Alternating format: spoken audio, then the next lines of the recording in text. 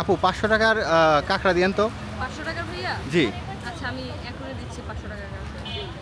আপু 500 টাকার কত পিস পাবো? ভাইয়া 500 টাকা 10 পিস পাবেন। এই যে 1 2 3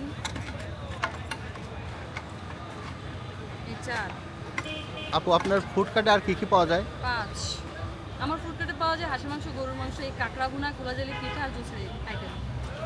5টা গেল, এই 6 7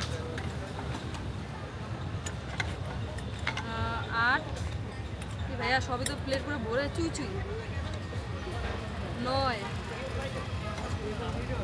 এই 10 আর হচ্ছে এই জুসি জুসি স্পাইসি ঝোল। মুখে এটা পানি চলে আসছে না? হ্যাঁ আপু।